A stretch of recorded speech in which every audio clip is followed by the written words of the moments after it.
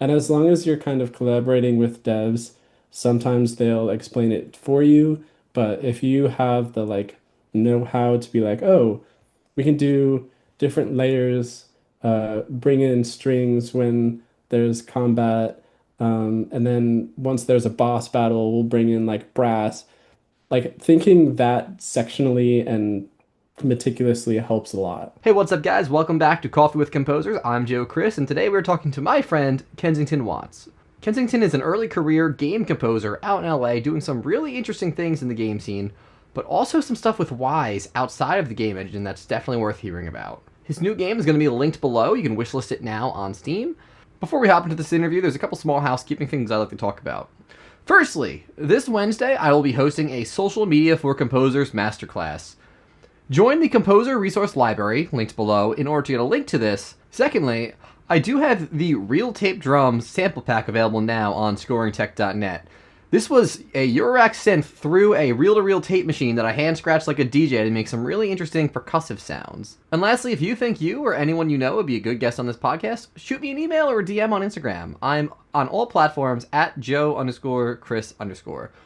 Anyway, let's hop right to it. Hey, Kensington, thanks for joining today. I'm very excited to chat with you. I think you are our first game composer on this podcast. And the other thing Oh, no that's way. kind of special about this is you're the first composer I've had on here that I've actually met in person.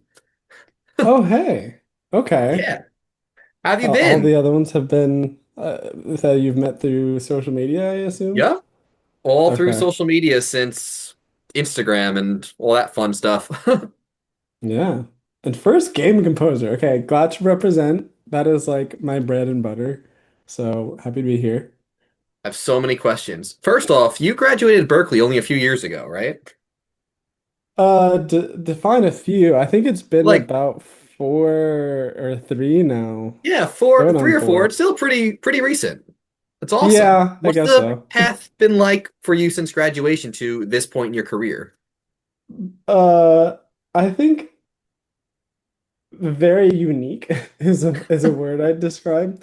Because I have definitely been saying yes to everything, and it has split my career, quote unquote, into like 3 very drastically different areas, ranging from musical theater, doing concert ops for like nonprofit orchestras, to scoring indie games, to also scoring my friend's film from back home. So I'm doing a wide array of things, which has my schedule very chaotic sometimes. What was the process like for you from like the day after graduation to kind of getting your hands in all these different areas? I did not plan on half of it. I kind of had graduated and I was like, I want to do game scoring. Um, and I had 2 internships lined up in New York. And I was going to stay with my uncle and I was going to visit my sister while she was there. And then both of those internships fell through because of COVID. They were like, yeah, we don't have the resources to do any internships. We're canceling that program and just kind of putting everything on pause. So I was like, okay. I guess I have to figure something else out. And through a weird chain of events, my friend got me a side job at Apple in LA. I got 2 friends to move here with. And then my parents got me a car so that I could drive around while I'm here in my first year. And then from there, it was kind of just like going from one thing and being referred to another and being referred to another, and it just branching out into like I did not expect myself to be so in the trenches of like musical theater. And Huh. now there's like 3 companies that regularly contact me for their shows or programming audio for them, or it's kind of crazy. What exactly do you do in musical theater? So that's kind of like the live sound side of my life. Anywhere from running microphones and setting up speakers for people, or actually programming their tracks, which is using QLab, which is very, very, it's like a glorified playback software. Um, and I've been trying to get someone to let me use Wise because I promise them all the time, I'm like, this would be so much better if we used Wise because then you don't just have like a loop that fades into the next thing. You have like actually beat mapped tracks. And there's like one person that's even like hinted on the idea, but I have backing from the people at Audio Kinetic. They're like, hey, if you ever use that in theater, we will like sponsor you or help you out or do whatever we need to make it work. That's awesome. Have you ever used Wise in like a non-video game setting then? Like, do you have experience with some sort of sound installation or in-person rig? So yeah, I was contracted for uh it's like I actually don't know if I'm allowed to say this because I did sign NDAs Yeah, and they we can did move never on. launch. We never launched the project. Basically, it was live business meetings in an interactive setting. Awesome. I'll just leave it at that. Okay, cool, cool, cool. And do you feel that QLab, for someone who I have no experience in QLab, but I do have experience in like Fmod and Wise, what's that transition like for picking up like that sort of skill set?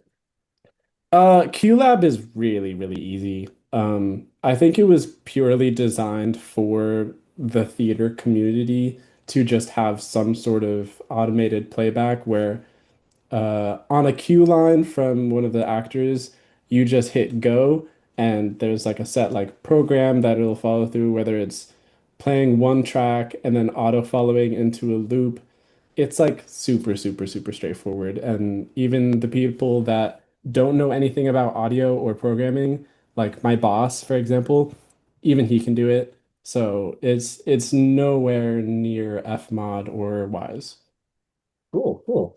And for someone who is much more involved in the film industry than the game industry, myself, how do you Mhm. feel that LA itself is for a game composer? Do you find like that's like the hub, or is there like a better city that people kind of talk about? This is the question. If you're familiar with the Night Temple, actually, Mhm. um, What is there. the Night Temple? Just break it down for people who aren't. Right, right. So it's been going for about 2 years. It started out with two people pretty much just wanting to play string music and scores in their living room. And so they had some friends, they brought some strings, and it was just like a little like candlelit string event. And then it grew, and then people heard about it, and it grew and it grew, and now they have their own conference.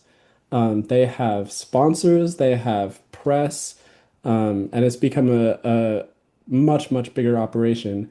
And I was running sound and video for their most recent conference, and there was anywhere from Richard Kraft from Kraft Angle Management to Catherine Joy from Joy Music House to some of my friends who had graduated Berkeley, like Ida Akbal and another USC grad, Cameron Moody, like big to small.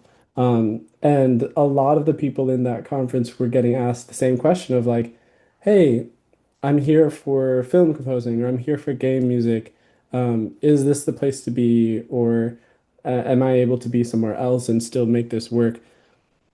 Everyone pretty much was saying something along the lines of, if you want to be someone, everyone that you need to know is here. So I could throw a rock and like run into Christopher Nolan. Like all of the big people are here, and if they're not living here, they're taking trips and visiting to be on sets or production meetings or things like that. So while it's not essential or like necessary to someone's career to be here, it is like a big like jump start boost to your career because you're meeting all of the right people. Interesting, even for the game developing world. And Huh. yeah, actually Alex Seaver and Mako and JD Spears and like other Stephanie Economou, like there were other game composers at event and they were saying the same things. So like being in that room in and of itself was like there's so many people that you could just easily talk to. And my friend even, she was more into musical theater, but someone referred her to a director and they're already working on a project, That's awesome. which I As that doesn't happen anywhere else really as not easily. often. Yeah. Now, when you've have a couple shipped games under your belt, what was it like to kind of get your first credits in the game space? So thankfully it was through Berkeley was my first two shipped titles. Um, and we collaborated with different universities to ship those out. We released on Steam. Um, we were like assigned roles. And so I took the role of audio director for one game and audio implementation for another because no one really likes implementation. Everyone wants to write the music. So I'm like, I really love Wise and my brain just works in that way. So I'll tackle that. And that was honestly like even though it was in a safe environment and it was looked over by professors, a lot of it still relates to some of the work I'm doing for indie projects right now. Of like, we have sprints, we have certain check-ins, we have deadlines, we have different people in different teams, and like dev leads of those teams connecting, each group, working in Slack or Teams or Discord. Most of the time it's Discord. So it was a really good like glimpse into what I'd be doing, and I think a lot of Berkeley really, really did well in showing me a glimpse of exactly what I'd be doing as a professional or a freelance composer, audio designer, whatever you have it. Awesome. Do you find that game jams or anything like that is helpful to you as well, or do you not participate in those? I tell people to do game jams as much as humanly possible. Because even if it's not like, gonna be the next Hyper Light Drifter or Children of Light or what's the other one? Um, Celeste. Like a lot of those games came out of game jams in one way or another. Um, so you can kind of win big sometimes, but other than that, like it gives you direct uh experience to working on a team, which sometimes that's more important than having the right skills. And pretty much every studio wants you to have experience shipping a game. And even for me, some of those games have been like, okay, we really like this team. Let's keep going with the project and then actually make it something bigger than what it was in the game jam. Awesome. Awesome. You mentioned Wise earlier. Can you talk a little bit about the different headspace of writing like a linear cue for film or for musical theater versus like interactive music?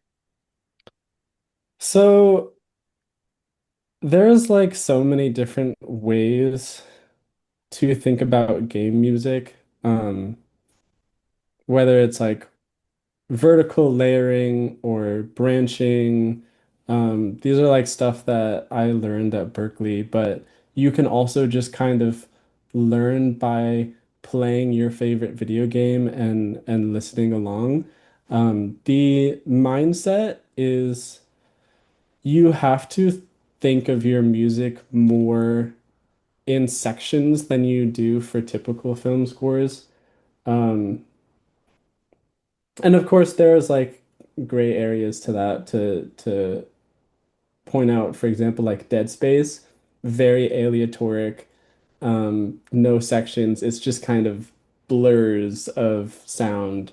Um, so you have to be a lot more experimental and really think about how like collaborating, whether you're the one implementing the music or someone else's, you really have to either talk with them or think about like, hey, we have a main menu and then it goes into character selection and then there's a gameplay loop, whether it's a battle or like in a kitchen in this little cooking simulator. And then after they're done with that, it goes back to the main menu.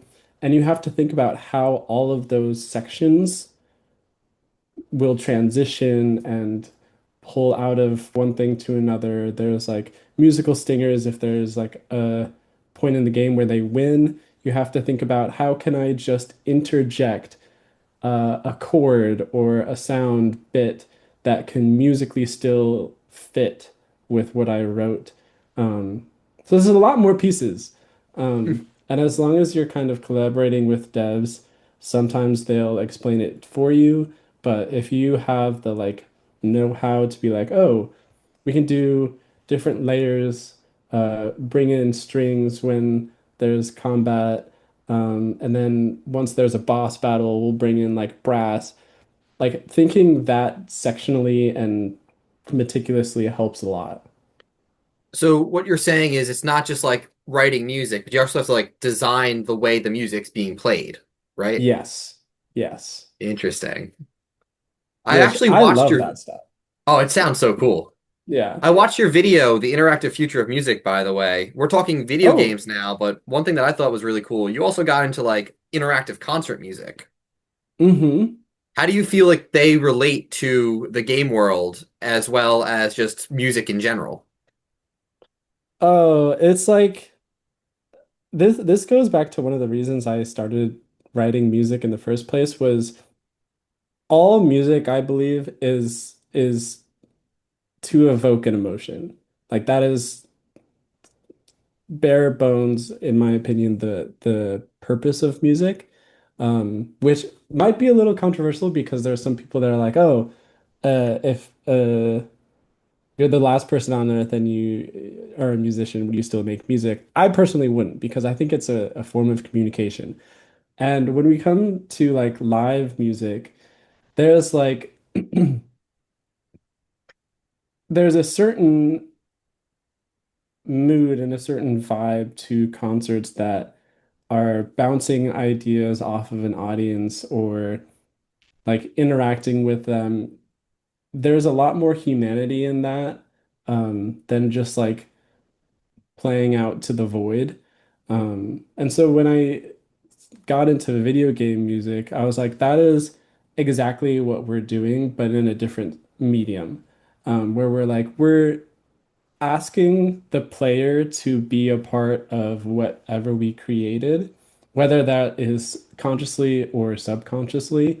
And that also includes all of the sound effects, the atmosphere, like ambient noises. All of that is part of like what technically the player is in control of one way or another. And Interesting. And as a it's like, game, sorry. sorry, go ahead. And as a game composer, you're often in also in charge of some of the sound design on like the smaller teams, right? Oh yeah. Yeah, I have haphazardly dabbled in sound design.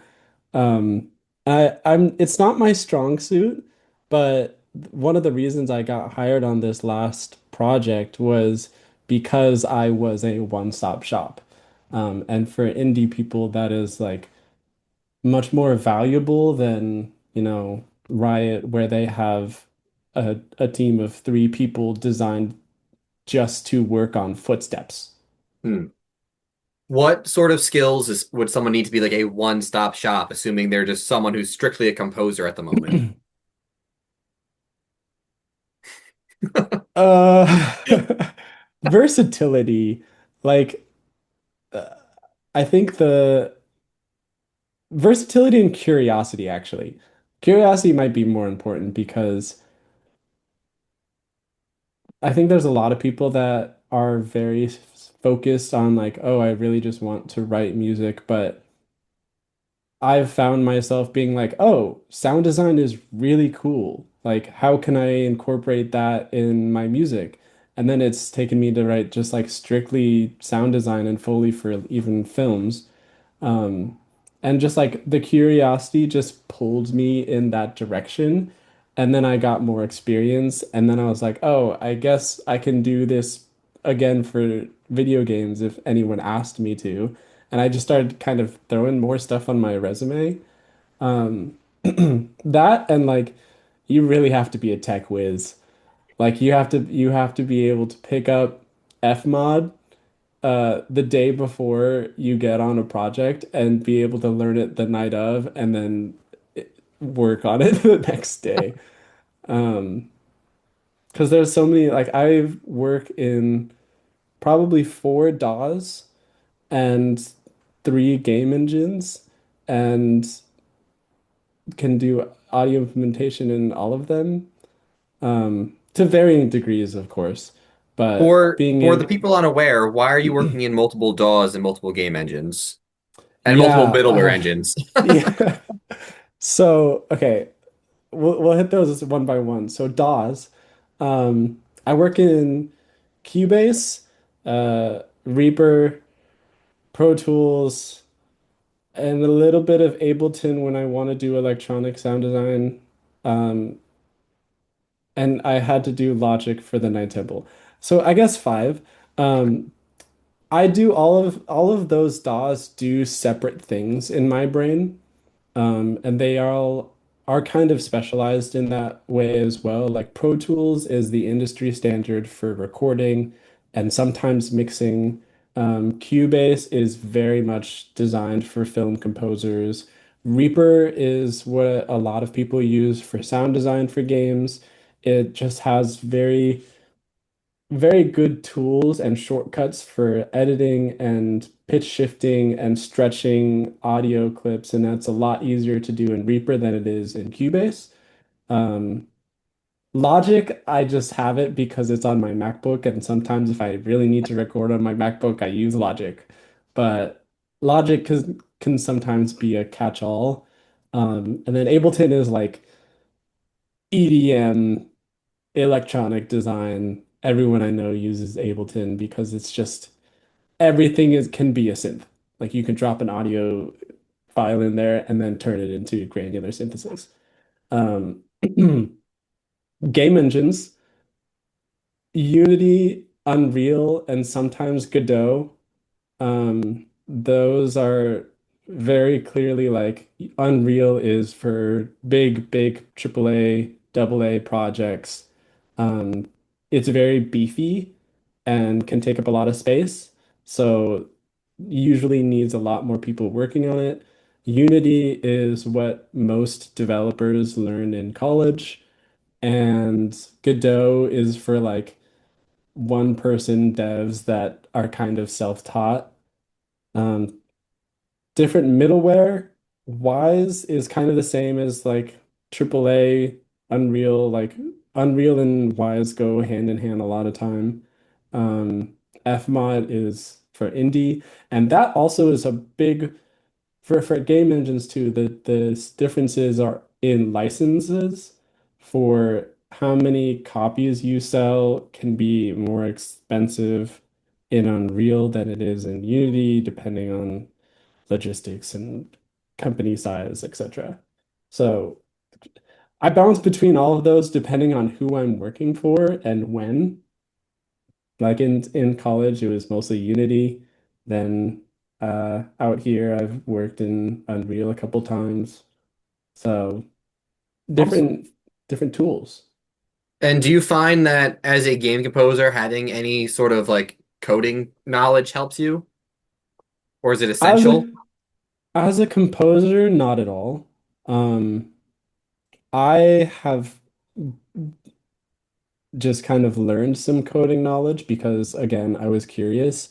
Um, and like with Wise, hypothetically, you could do most of your job just in Wise, but there are a number of tags and small tweaks that you do need to know C++ or Blueprints, or in Unity, you need to know a little bit of C Sharp in order to like, for example, tag.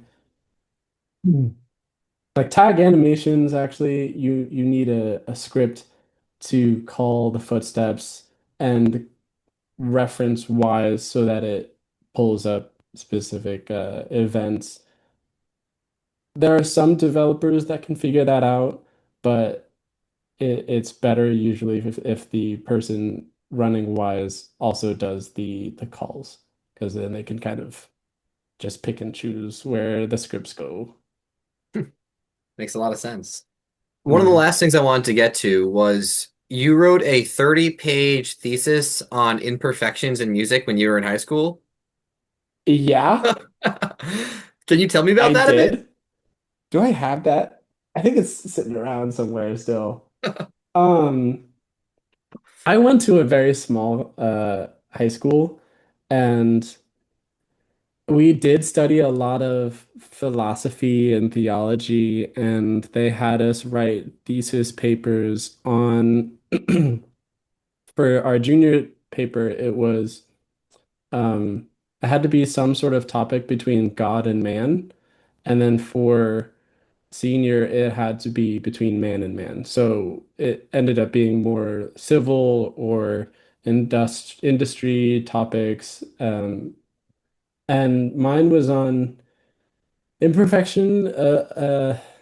I forget what the official title was, but it was basically on how imperfection is a necessity for good music, um, because it highlights the humanity of the people that created it.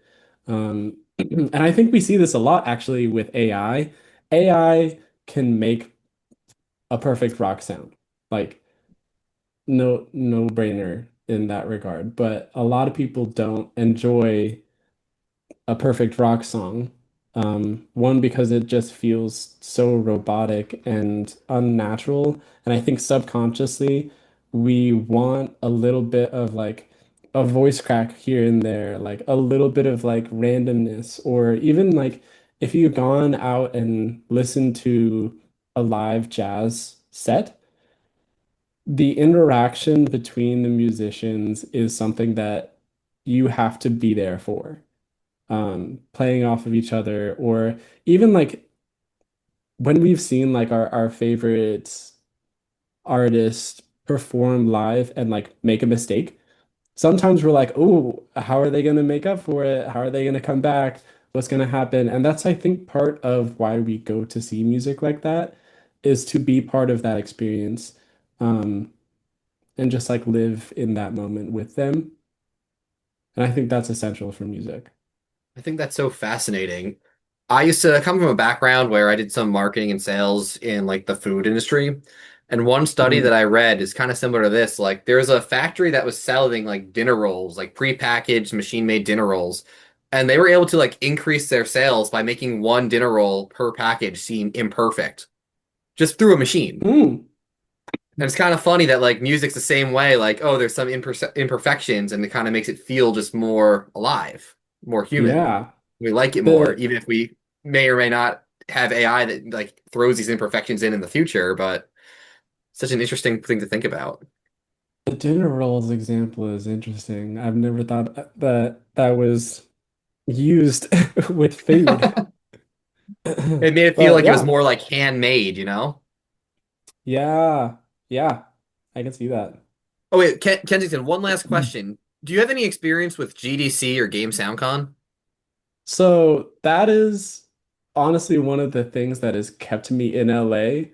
Um, like 2 years ago, I was really considering like just dipping. But I had gone to GDC as an attendee with some friends of mine, and that was like kind of a life. It was definitely a turn of my career and my like person.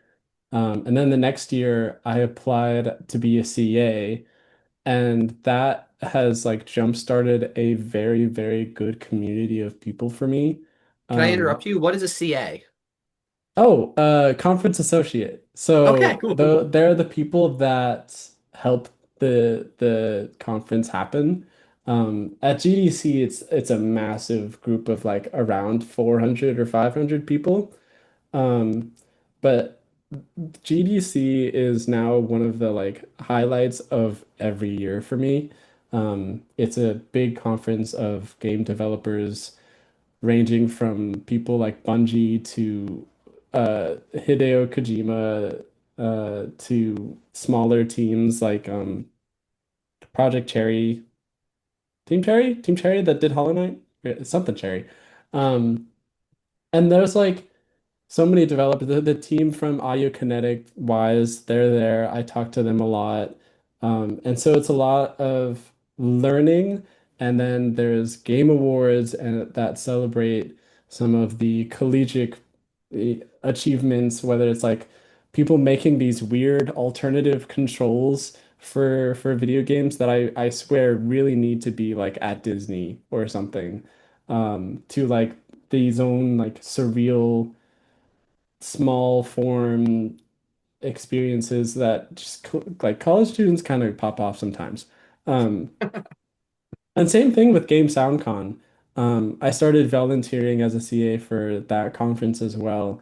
And everyone there, like, I love the game space. Like, the industry can suck sometimes, but like the community is like full of so many genuine hearted and very talented people, and they have become some of my closest friends now, and have kind of launched me into game audio, but also like kept me mentally well as a person while shoving through LA and its weird aesthetic and messiness all around. But I love GDC and Game SoundCon. Awesome. Kensington, this was great. Do you have any projects you want to plug or any social media you want to drop for people to follow you on? I've been working on Dino-Might. It's with a small indie team. It's releasing on Steam and eventually PlayStation and Xbox, which would be a first for me. Oh yeah. Is Um, it is available to wishlist yet or? yeah, we literally just actually put out a trailer for it to wish list. Try literally this was literally last night. Let me see. I don't even know if they uploaded it up on YouTube yet, Yeah, but send me I the can link. throw I'll pop you. the wish list link in the show notes. Yeah, I can put it. There's like a Steam page up already. I'll send you that Beautiful. link. And for you on social media, you have YouTube, Instagram, Spotify. All of the above. You can follow me at the_Kensington Watts, and all of my artist pages are just Kensington Watts. It's a very easy name to just have my own SEO. Awesome. This was so much fun. Thank you so much. Yeah, thanks for having me.